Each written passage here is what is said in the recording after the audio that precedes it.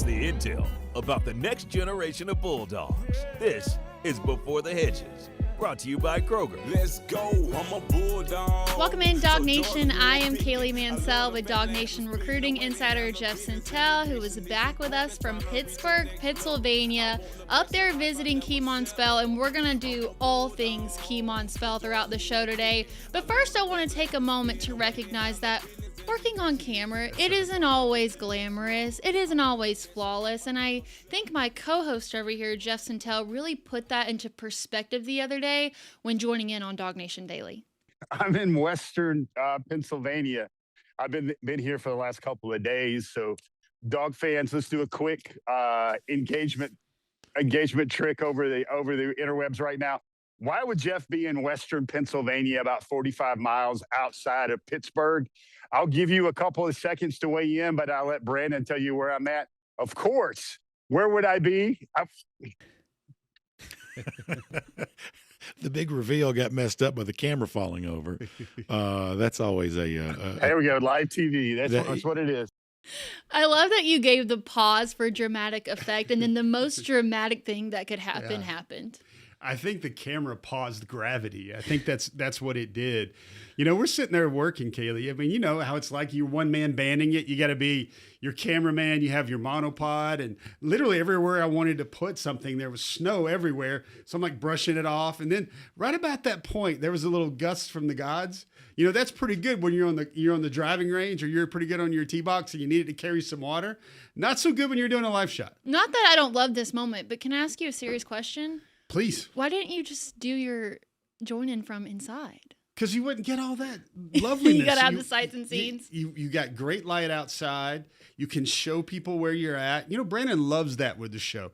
Brandon's always told me, he's like, anything you can have anything over here like jingling keys to catch the baby's attention, that makes for good TV. So I was like, no, hotel lobby's not going to work, as well as, and Kelly, there's literally boulders around me. Yeah. And I never thought I'd get the chance to drop snow like I'm on the Weather Channel on a live hit, but there it is. Well, you recovered really well, and we applaud you for that. But obviously, you were there for a particular reason, so that's going to be the focus throughout our show today is all things Kemon Spell. He's going to speak out against everyone's criticisms. We're going to hear some amazing stories about him and also get down to the core of who he is with why he loves the game, why he's motivated. So we'll get to all of that. And then also, too, Georgia had a decommitment over the weekend. So we're going to talk about what's next for Georgia when it comes to the wide receiver position for 2027. Then we'll follow it up with our 2027 class breakdown. We'll get to our top targets. There's a bunch of new names on the list, so excited to get to that part. But let's start with you going to Pittsburgh to go visit the 5-star running back commit, Kemon Spell. I mean, obviously there's been mixed reactions to his commitment. So, you know, really, why did you feel like you needed to visit? Was it more so a matter of giving fans the chance to hear from him, or was it just typical Sentell on the road? Well, it's kind of both. I think my charter here is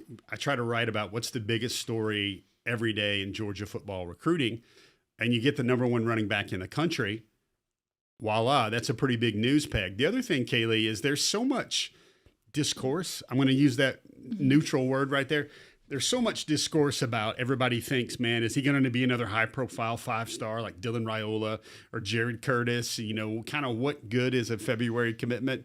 And here's what I like. We're going to speak movies. I know you love movies. I love movies. We're going to speak in the language of movies tonight. And I'm going to feel like this is some like A Few Good Men or maybe some Lincoln Lawyer coming here where I get the chance to let Kemon Spell take the stand. We get the chance to let Kemon Spell take the stand. And, you know, one of the things I asked him is I was like, all right, I got this co-host. She is running back diva.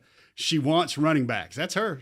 Put that on my resume, running back diva. Running back diva. Like, she feels better about the world when Georgia has a All-American level tailback, as most of us should. Been a while, though. But, like I said, Kemon, help me talk these folks off the ledge. What do they really need to know about this commitment? And it feels like cross-examination with what he had to say. Well, like you said, court of public opinion has been instrumental here, and we can sit up here and defend it, but I think it's best to hear it from himself. So this is Kemon Spell on the concerns that everyone's had, along with some other things. Kemon, this is the question I'm going to have to answer. This is the question everybody wants to see. They're all worried. They think, oh, yeah, let's see in December. He's not going to sign. He's going to break Georgia's heart. This is only short term. Commitment in February doesn't matter. What do people need to know about that, about the way you feel and the way they need to know how you feel about Georgia right now? Yeah, like I was saying, I was reading the comments, but, I'm not going to respond to them because that's not my place, It's not all about the money. Like I was seeing the comments, everybody saying I'm going to leave for money. That's not what plays a huge part in my recruitment. I want to go somewhere where I'm being loved and feel like at home. So, for all the fans out there, it's not about the money. I want to come to Georgia to win a national championship. Kemon, you basically said, I asked you the question off camera. I said, what's committed look like to you? Mm-hmm. Are you committed and you're going to see other schools, or are you committed? I've dropped the mic on my recruiting. Like, what is your answer to that? It sounds like you're going to be taking a lot of trips to Athens this summer. Yeah, so I'm committed. I canceled all my other visits to be in Athens throughout the next several months. So I'm committed, guys. Is it hard to think about that you still got to wait till next January? Like, you probably already feel like, can I just go up there right now? Yeah, because, when I was up there the past weekend, I committed. I wanted to run routes with the team, but, they wouldn't let me, and I was itching to do it, but it is what it is. Kemon, so I think I saw you interact with a video of the calling the dogs. That's what it's called. What do you remember? Do you know any of that yet? It was like go dogs, and he was like, ooh, sick 'em, something like that. But I don't know the whole thing yet, guys. But I'm gonna get it done for you guys, and I was gonna hear it when I get up there. Georgia has literally been your top school since when? Since they actually first offered me, when they offered me, Coach, when D Hill was there, they were on me every day, trying to get me down there. And that's like I said, that's what I look for. Like, I want a coach that's going to be on me every day, like during practice. I want a coach that's going to be on me because I know that hard work is going to get me to the league. So you're committed to Penn State, but at the same time, you're like, if Georgia ever jumps in here large, that might be the move, right? Yeah. Uh-huh. Really? Yeah. Because I know, like, that's the kind of program I was watching on the TV, Like, because now I know the program, and it shows why they were winning national championships, going to the playoffs every year. It shows why, like, behind football, it's not just about football at Georgia. Kemon, can you recreate the moment when you committed? You committed to Kirby, correct? Mm-hmm. What was that like? You call him up and you say, Coach, I got something to say, or take me through that. Yeah, so I called him up. I was like, Coach, I got something to say. He's like, hold on. I'm like, Coach, I got something to say. He's like, hold on, let me get the staff. They all get in the room. I'm like, Coach, it's time, man. It's time. Go Dogs. I'm committed. He puts the phone up. Everybody's shouting, congratulating me. And, that's what home is. When I make that commitment, I wanted to feel that. And that's what it felt like. That feeling not going to go away. The feeling might get stronger. Is that what the feeling is? It's like every time you go back to Georgia, you love it more? Yes, that's the feeling. Every time I go back, I love it every single time. Every time. I ask my parents. Every time I go down there to vibe, I always got a smile on my face from the morning to the night. So, it's fun. What's the best thing about the University of Georgia to Kemon Spell? Mm-hmm. What do you love the most about Georgia already? That's a good question. The program, just Georgia overall, like I was saying, just the love and affection everybody was bringing into me when I first got down there, meeting new guys, meeting guys I already know, hanging out with the running backs, meeting the offensive linemen, hanging out with the quarterback when I was down there. Meeting new people brings the team together and team bonding together, and that's what brings a championship together. It's team bonding right there, because you got to have team bonding on and off the field, but most comes important on the field. Were you laughing at all the snow and everybody going crazy in Athens? Like, you had 20 inches up here or something like that. It's 12 degrees. Yes. You're in a T-shirt, right? Yes, I was in a T-shirt. Yes, I was laughing because, like I said, it's nothing to me. I'm in this weather 24/7. So, if we have a snow game in Athens, guys, you don't have to be worried about Kemon Spell. You'll be good. I'll be fine. What do you remember from your Charlotte visit? I mean, that wasn't a big name opponent, but how crunk was the stadium? How lit was everything else? Like you said, it wasn't a big opponent, but it was still the environment that I was looking for when I went to a school, because I know when the big games come up, there's going to be way more people there. So when I seen that environment, I'm like, yeah, Georgia's, going to bring out the fans. And then for the football aspect, the running backs are touching the ball.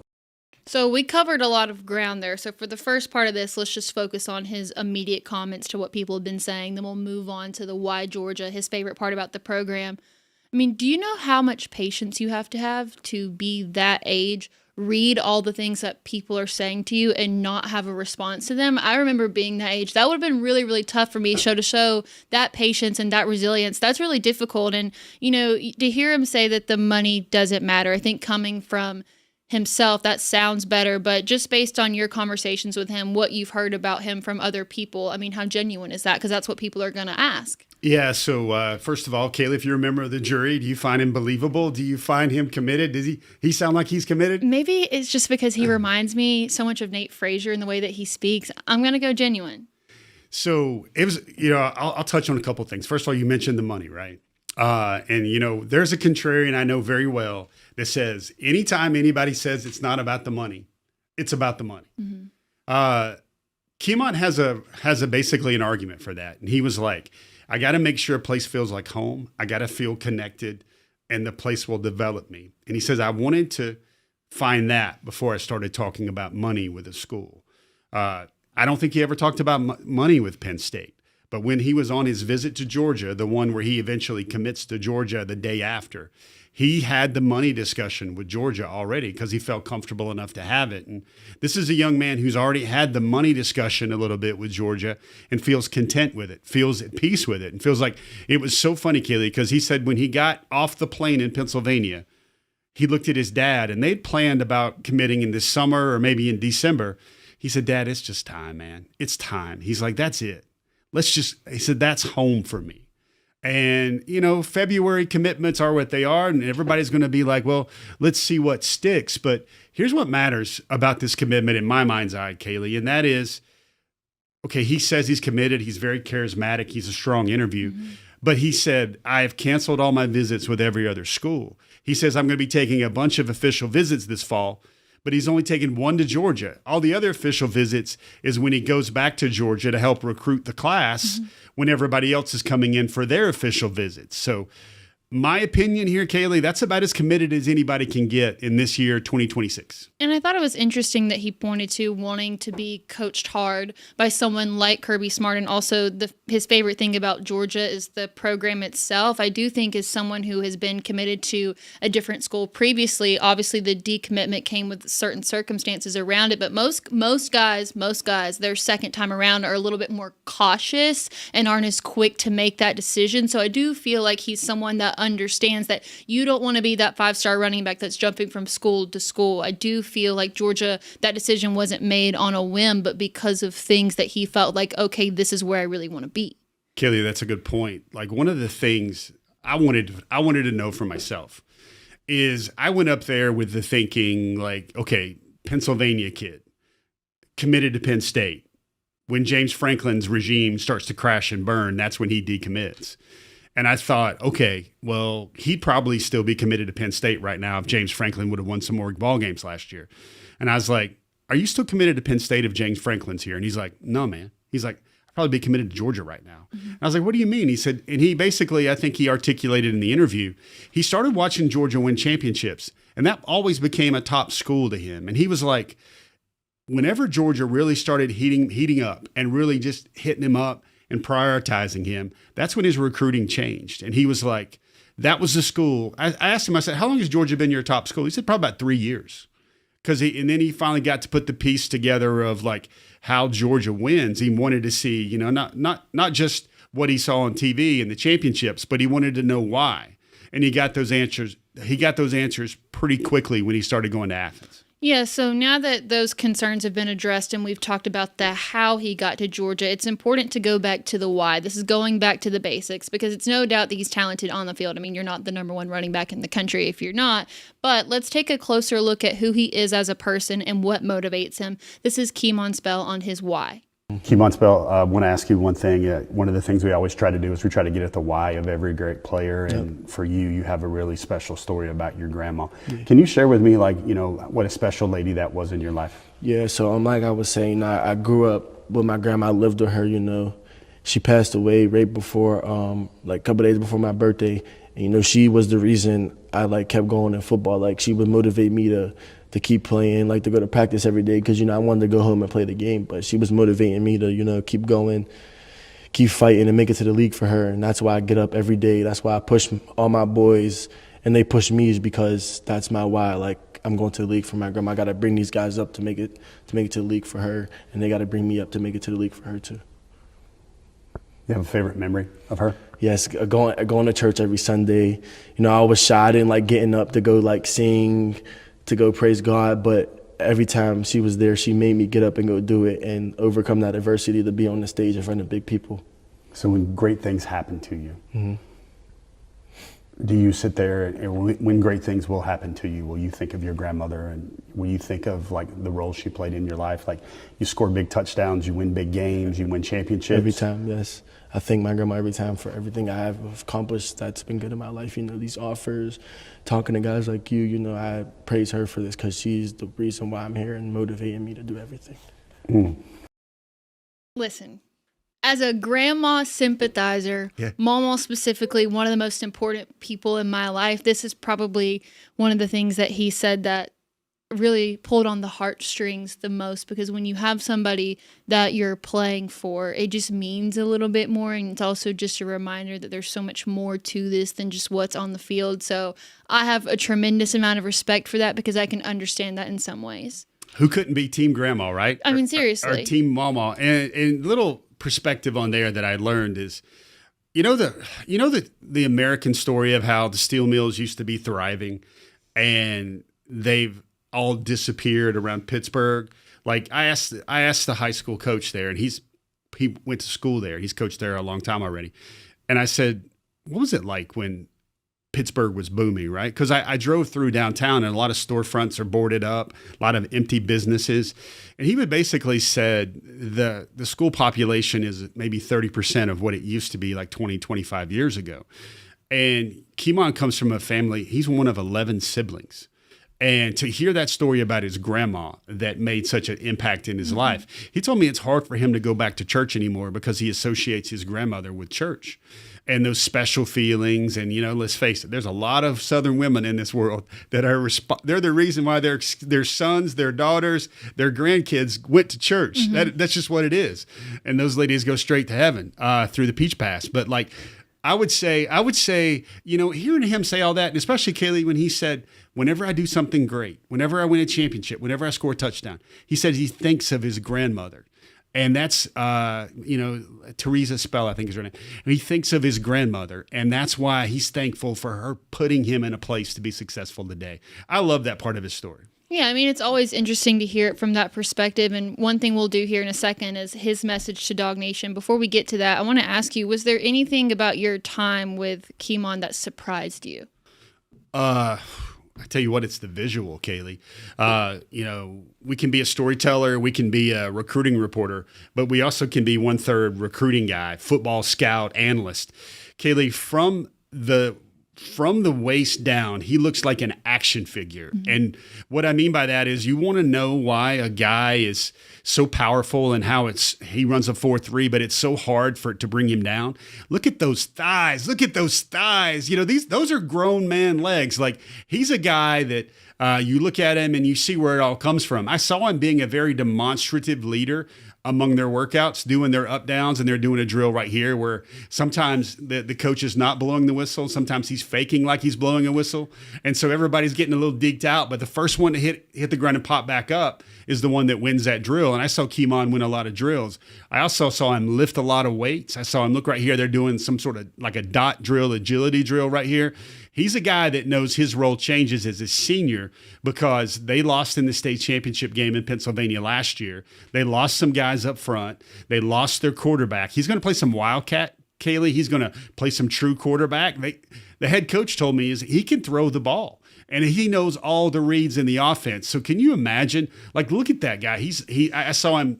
At one point, he was pressing with like 80, 90-pound dumbbells on both sides right there. And if you're watching with us here on video, you'll notice that he's got a smile on his face while he's doing every single drill. You can tell that this is a kid that loves football. Now, I know that people have had a lot to say about Spell since his commitment to Georgia, but this is Spell on his message to DawgNation. You got a message for all these Georgia fans that are wondering, should I follow him? Should I care? Should I like? What's your message to all these people that are seeing you as the number one running back in the country and they love it right now? What's your message to all those fans out there? I'm home, man. I'm not going nowhere. It's go Dogs. I ain't leaving. So we're going to end it with his mic drop moment there, and we're going to move on because there's one more story that we want to talk about that involves Spell, and then we're also going to touch on 2027 wide receivers who could be next on Georgia's top target list after a recent decommitment. But first, I want to encourage you guys to try Kroger Boost right now. Now's the perfect time because you can try for free for 30 days, and with that, you can save up to $1,000 per year with 2 times the fuel points, and of course, the best part of it all is that free grocery delivery right to your doorstep. The process is super simple, super easy. Just put in what you want to the app and they'll have it show up at your doorstep. So to give more time back to yourself, back to your family, think about Kroger.com/boost to sign up today. Okay, so we talked about Kemon Spell's why, but the 5-star running back doesn't necessarily have a traditional upbringing when it comes to his origin story. So we're actually going to listen to Kemon Spell's coach, Matt Miller, on Kemon's first varsity carry. I love this story you told me about. Literally, how did he blossom in the first game of his freshman year where he kind of showed you a different type of player than even you've seen on the practice field? Yeah, we were playing our first game of the year, crosstown rival. He's a freshman. We don't usually play freshmen up here. And he gets in the game. We're planning on playing him at defense. He's going to play a lot of free safety. We get him in about the second quarter, and we say, just give him a quick speed sweep. And I'd never seen anyone run that fast. And he goes around the bend, goes about 35 yards, goes out of bounds. Comes back, we give it to him again. Next thing you know, it's down on the 5-yard line. He comes out, and I looked at him and I said, where was his speed at? And he goes, I only run as fast as I need to. And I'd never seen fifth gear that fast before, but it's definitely one of my more memorable moments with Kemon. What, you probably saw him in third gear in practice? Yeah, in practice, he's able to outrun everybody in third gear. And, not that he wasn't working hard, but, I had no idea he had that extra gear that he could actually run at and then cut off of it as well. How much did he weigh back then? I bet you he's 175 pounds, 180 pounds.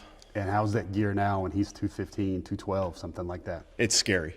You see people making business decisions a lot of times on the field. I've seen some of the most violent hits this past season, him running the ball and defenders bouncing off of him. What's it like calling plays when your running back averages 13 yards per carry? I look really smart when I'm not. The same plays I called a couple years before him, didn't always work. Now he makes me right. So I appreciate all the talents that he has. What's the feeling like? Maybe this has never happened, but what's the feeling like when he gets 3 carries and you guys punt and you don't get the first down when he had 3 carries on a drive? Does that happen, or would you be sitting there going like? Yeah, it doesn't happen often, and when it does, everyone's kind of looking at each other like we must have done something really wrong. But usually we're behind the sticks or something like that. But, most of the time he's able to get us that 10 yards when we need it. Most people don't understand how well he can catch the ball. Tell me how well he is out of the backfield as an all-purpose guy. Might be one of his best traits. I mean, his hands, his route running ability. But I've never seen hands on a high school kid like him. He's very strong, gets the ball, high points it. But he can do some dynamic things catching the football for sure. How many times do you watch him and you go, he just makes it look so easy? Does it look like effortless the way he covers ground? Yeah. Watching him run is a thing of beauty. You're sitting in practice every once in a while and you try not to ooh and ah like the kids are, but you're like, wow, that was impressive. And he does a lot of that probably a couple times a practice. He said, I only run as fast as I need to. I can't even imagine Coach Miller's reaction seeing that for the first time and thinking, we could have had this all along. They were thinking he was a backup safety. I love it how he goes, well, we don't really play freshmen up here. Yeah. And he was trending to be the backup safety. And they give him the coach called in the DawgNation story that's up right now. He said, we'll throw him a bone. And how apropos is that, Kaylee, that you're going to throw the future dog a bone? One thing to remember, guys, you see all these workouts, you see him lifting, you see him moving around, you see how developed he is. Here's the reminder. He's 16 years old. He will turn 17 in April. I can't help but wonder if maybe him being a backup safety gave him any brownie points with Kirby Smart, because I imagine that this is the kind of story that Kirby loves, because this is not something that we hear traditionally, especially when you're the top running back in the country. Usually that's kind of what you start out as, or maybe you get into middle school. So the fact that they didn't know that he was capable of this until they said, you know what, let's just throw him in there. Like, that's not typical. Yeah, I guarantee you Kirby's going to be like, I need to know how fast you can run right now. Like on the practice field his first spring. And, Kaylee, it's one of those things where I think Georgia football fans feel more empowered when they have a guy like this in the backfield. He told me the Georgia running back room sets up well. Nate Frazier is expected to head to the NFL after this year. That's the plan everybody wants to see with Nate. The running back room's going to open up. He's going to get some carries. Maybe Chauncey Bowens will be there, maybe not, but it fits really well. Georgia fits him so very well in a lot of ways. And Kelly, don't you just love that storybook first game story where the coach is like, what in the world was that, coach? He's like, man, I had it. You wanted to do movie references. That feels like a plot to like a Friday Night Lights type movie where they discovered the star running back because they just needed to throw someone in there due to injury. We're going to close this chapter on Spell here in just a second, but I do want to ask, when it comes to the timeline between him and Georgia, what's next for him? He's going to come up to Athens a lot. He's doing a lot of 7-on-7s right now. He's doing a lot of looking good, Kaylee, by the way. One-handed catches. They're viral clips already on Instagram and social media. But his plan is to be coming to Athens.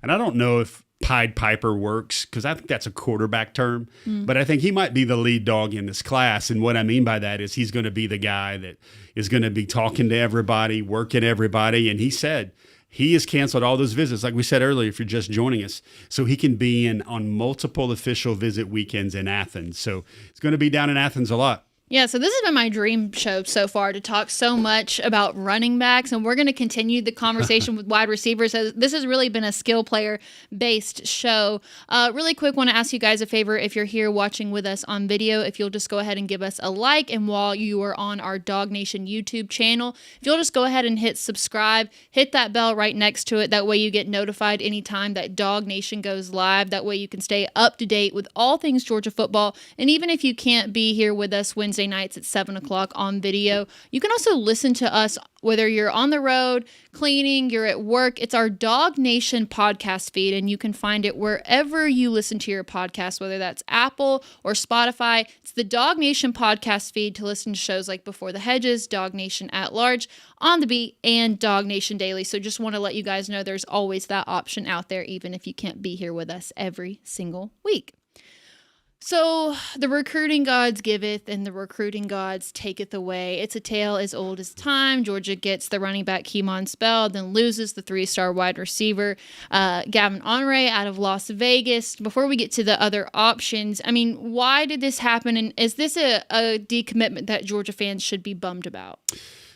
Kaylee, you talked about tale as old as time. This one's not as old as time, but it's getting repetitive. Yeah. What I mean by that is early commitment from a California wide receiver doesn't even end up sticking until their senior year. That's what happened with Vance Spafford. He ends up at Miami. That's what happens here with Gavin Honore. I think really, Kaylee, I believe we said this the week before the show. I said, you did. I said something looks precarious. I'd worry about that one right there because, Gavin, to me, didn't come to Athens in January, and when every other receiver in the country, not everyone, but I think I can accurately say that at least 12 receivers have set up official visits with Georgia right now.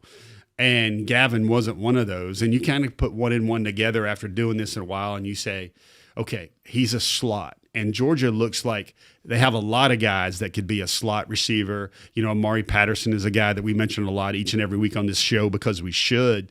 But they're like, the other thing, Gavin didn't have an awesome junior year. I think he only caught 20 balls for 200 yards and 2 touchdowns playing for Mater Dei. And now he's with Bishop Gorman in Las Vegas. Mm-hmm. And then, also he's like 5'10", 180. And Georgia, they've gone after a lot of guys that are a lot closer to the Atlanta footprint, and they're just like kind of bigger bodies and bigger athletes. So this is one of those where I think Georgia's going to be quite fine at receiver, and I think Gavin's going to be quite fine with where he ends up. Well, like you said, though, this is not the first time that we've seen something like this happen. And Georgia's only defensive commitment in 2027 is the 5-star cornerback Dante Wright, who is also out of California. So, I mean, does that put pressure on Georgia to give him more love and continue to show him attention because he's so far away? And does that maybe prohibit Georgia from recruiting guys out west in the future? No, I think what it is I think the love wasn't being shown to Gavin. And, the love is definitely being shown to Dante Wright. Now, Oregon is trying. We've talked about this a couple of weeks ago on Before the Hedges, how, he basically said Oregon and Georgia are almost tied, but he gives it to Georgia based on just the connections and the relationships.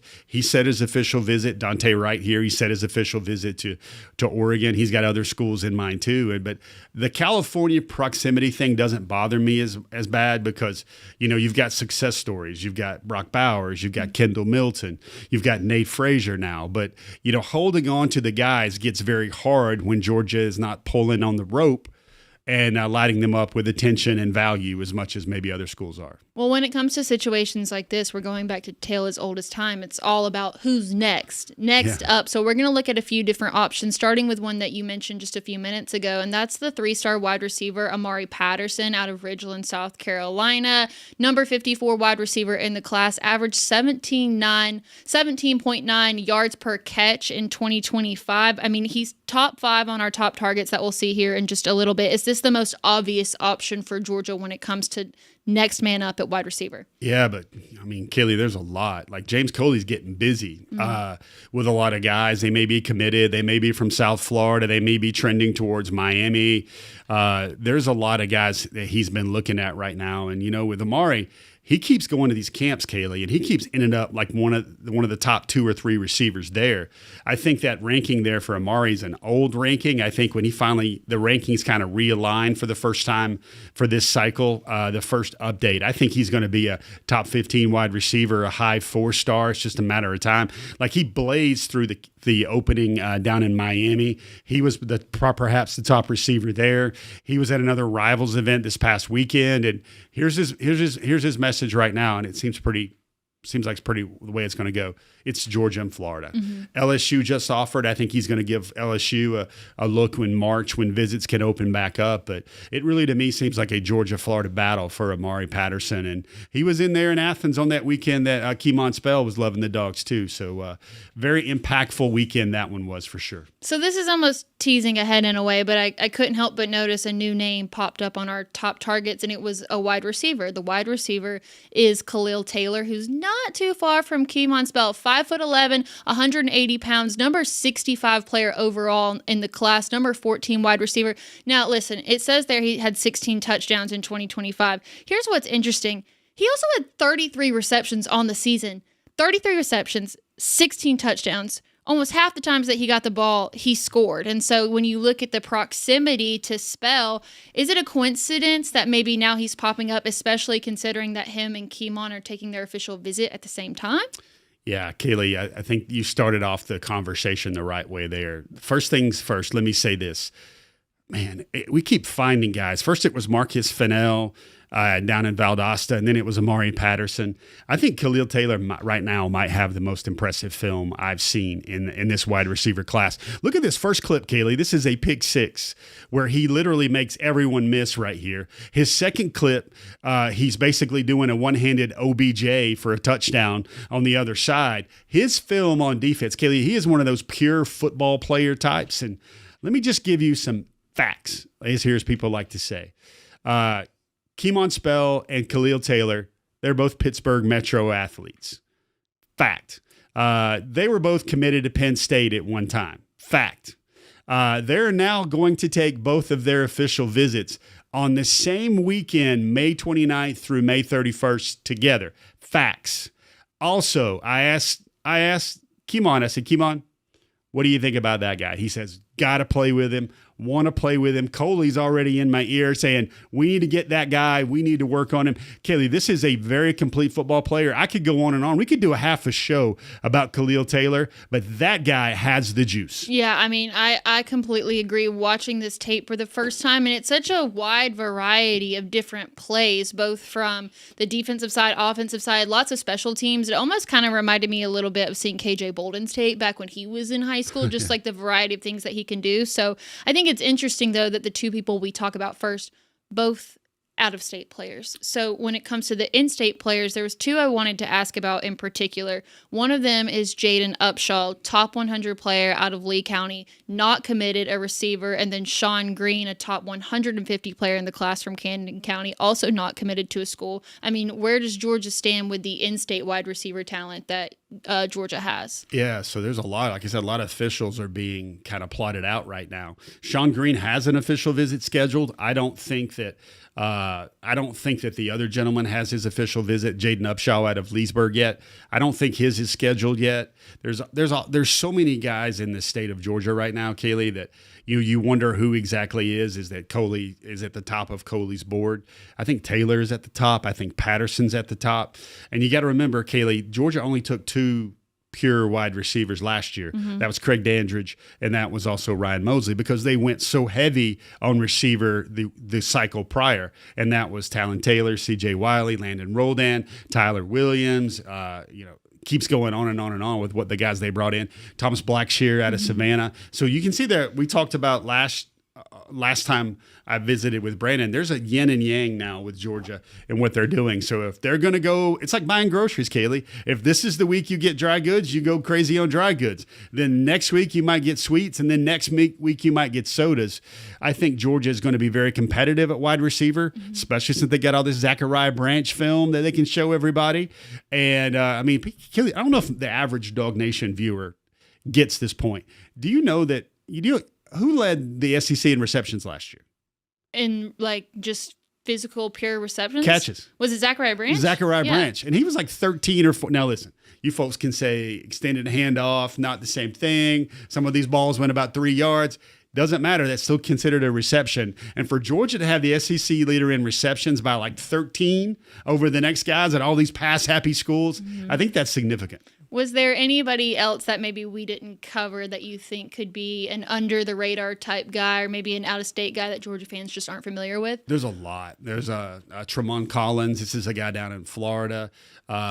There's a guy, Taurine Rawlins at Mount Vernon and Sandy Springs. Our good friend Terrence Edwards coaches him. He's got a Georgia offer. There's DJ Huggins at Kennesaw Mountain who's got a Georgia offer. He likes Clemson a lot, but he's warming a lot to Georgia. He set an official visit. I mean, the names just keep popping up, lots and lots of names right now. It'll be very interesting. I think the spring evaluation period will be very strong because Coley will hit the road as hard as anyone, and he'll try to figure out who exactly his guys, he's got to have guys are. Well, I'm glad that you brought up that conversation with Brandon a little bit earlier, because when we get into our class breakdown, that's kind of how I want to shape it. You basically said that Georgia's going to go every other cycle loading up on specific positions. So when it comes to the class of 2027 on the offensive side of the ball, you already mentioned the wide receivers. Where else does Georgia need to front load with this class just based on what they did in 2026? They took one tackle last year. That was Ekene Boko. I think it's going to be hard for them to take multiple tackles, but that's what they're going to try to do. They're going to try to retain Kelsey Adams and also sign Joshua Sam Appel. I think the odds of Sam Appel becoming a dog have gone up over the last few weeks, where those odds makers, that chart has went up and down a lot. Quarterback's going to be very intriguing because you wonder, one of the things Kemon told me, I couldn't show you guys everything he said, but one of the things he showed me is he really vibed well with Jaden Wade. And he's like, it's good to get to know the quarterback that will be there. And I was like, I don't know whether he's talking 2027 for the record or 2028 for the record, but those two guys clicked and those are relationships that were good. But Kelly, this is going to make Dog fans sleep too well tonight. But currently, there is the potential for Georgia to have the number one quarterback and the number one running back in the same offense. If things stand right now. I know it's going to be hard. Everybody's going to be like, Jeff, you may have convinced me 47% about Kemon Spell, but you're not going to convince me about Jaden Wade no matter what, not until December the 5th when he signed and announced by Georgia. But it is a fun prospect to think about right now in February. It should keep folks pretty warm at night. So your investigative journalism skills didn't tell you to ask, hey, what did you mean by that? Sometimes maybe I asked, Kaylee, but it wasn't for the people to know yet. Understood. That's one of those things. All right, we'll move on so the pressure's not on. Let's go to the defensive side of the ball, extending the same question. I feel like defense, there's a little bit more wiggle room with these positions. So based on what Georgia did in 2026, where does Georgia really need to stack position-wise? Yeah, these are size 48 britches right here, Kaylee. I might say with all this room you got right here. I think defensive line, that's obviously a place where they'll have to go. Linebacker, they really like the young man Noah Glover out of Virginia. Comes out of Battlefield High School of all places. Don't you just love that? Battlefield High School. Obviously they want two corners, Jaden Aparicio Bailey and Dante Wright, those guys to stick in the class. There's another guy, Jerry Outhouse Jr., that's a name that he's settled on his top 5. I think Georgia is currently his leader, and that might be, Georgia's trying to keep up with a lot of things and, maybe try and get 3 corners in this class that they really like, as difficult as that might be. One of the things Kemon told me, and this was on a DawgNation story earlier this week, is he really wants to play with his 7-on-7 teammates. One of those is Brock Williams, the tight end, which we normally mention a lot on our top targets. One of those is Jaden Aparicio Bailey, who has Georgia as his top school. He just named his top 10. One of those is Samaj Stanford. Now, Kelly, this is a name we haven't brought up a lot.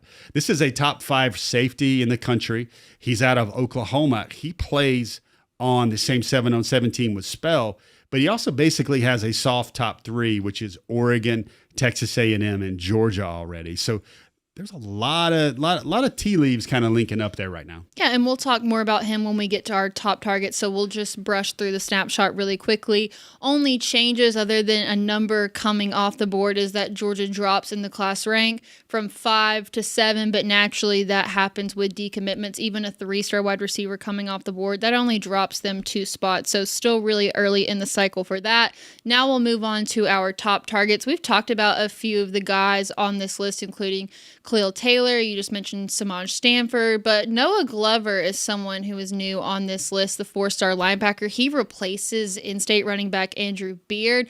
Glover's out of Haymarket, Virginia. What have you been hearing about what's going on between him and Georgia for him to come up on this list this week? So Glover was there that same wonderful wintry weekend in Athens when Keon Spell was basically already starting to work, starting to talk to guys, showing everybody how much he likes Georgia, how much he loves Georgia.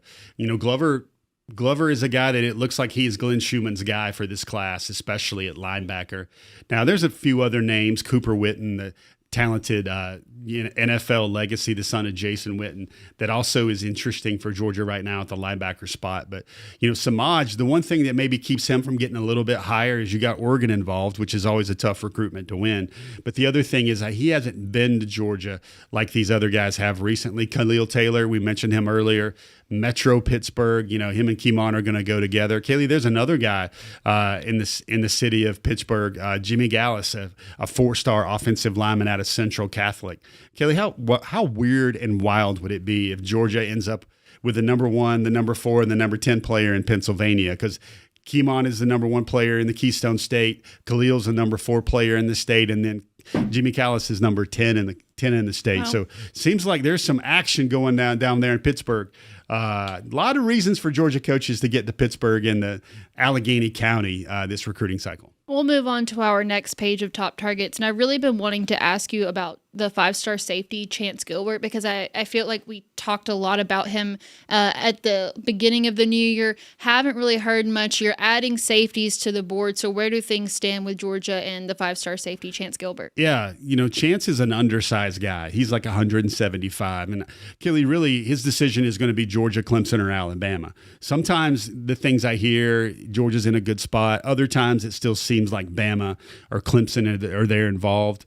He's very talented. He is the type of guy that I think is very loyal and that would be great for Georgia. And he loves the fact that freshmen play early at Georgia. It just gets real complicated right now, as it should with Georgia right now, with trying to figure out who their guys and who they can get at defensive back. Kaylee, he's a 5-star safety, so obviously that price tag is going to be at least a little bit different when it comes to that. Well, let's keep going with the price tag because I was thinking about hypotheticals when it came to our top 5, and that's based around Brock Williams because I was thinking about the cycle thing that you had mentioned on DawgNation Daily. Georgia signs 3 tight ends in 2026, and then a tight end came off the board this week too. So is there a world where Georgia just says, hey, you know what, we're going to take our entire tight end budget and we're going to throw it all at Brock Williams because there's so many guys that are currently in the tight end room already that we'll just go quality over quantity? Interesting. I think Todd Hartley has reached status with Kirby and the budgets where he gets at least 2 tight ends every year because Georgia brings them in. They use 12 personnel. They use 13 personnel. They also can flex them in as an H-back. See what Ethan Barbour did over his freshman year. Brock's very much wanted by Georgia. He's very much wanted by Kemon Spell. I was talking to him, Kemon, about Brock, and I was like, hey, does this guy know you want to play with him? He's like, oh, yeah, he really knows. He really knows. This is the number 2 tight end in the country. He's out of Illinois. That's a guy that I think Georgia has a really strong shot with. And you look at that top 5, you sit there and you go, I feel like it's pretty static to where it needs to be depending on like any other visits and any other kind of late flurries coming in. Like there's always going to be a defensive lineman or perhaps another player that, kind of shows up that maybe probably belongs to be in that top 5 that the world just doesn't know about yet. But we need a little bit more back and forth and a little bit more relationship building with Georgia to feel really good about those guys. That's going to be this week's top targets now that we're at the end. I just want to ask you a little bit about your time in Pennsylvania. You got the chance to show us a little bit about what the weather looked like, but can you give us some behind-the-scenes Sentell's intel on your time there? First of all, never been to Pittsburgh. That's one place I'd never been, and probably people are going a little snarky. Well, Jeff, why would you go to Pittsburgh? I'll tell you what, if for those that have never been to Pittsburgh, first thing that's really cool is you get to the airport, and you eventually drive about 10 miles, right? And you come into this tunnel. It's called Fort Pitt Tunnel.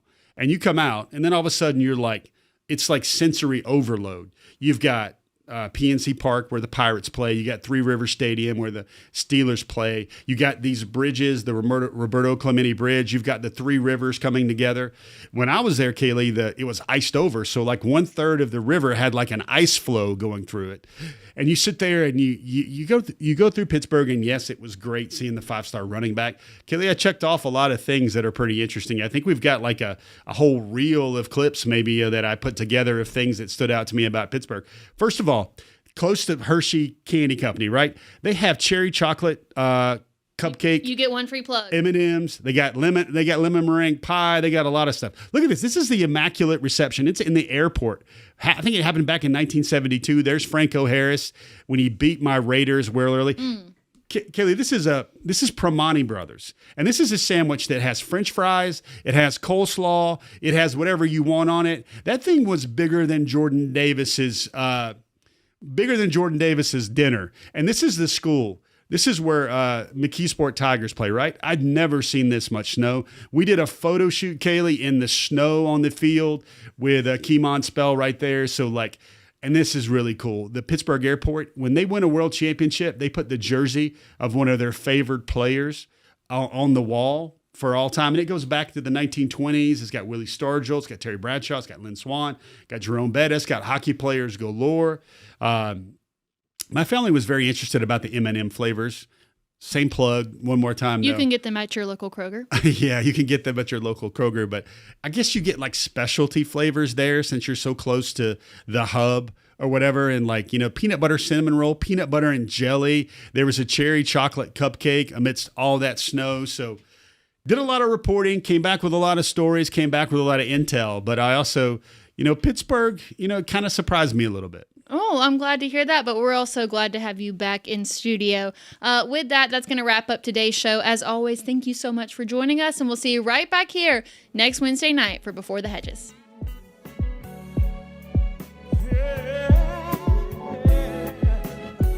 Let's go, I'm a bulldog. So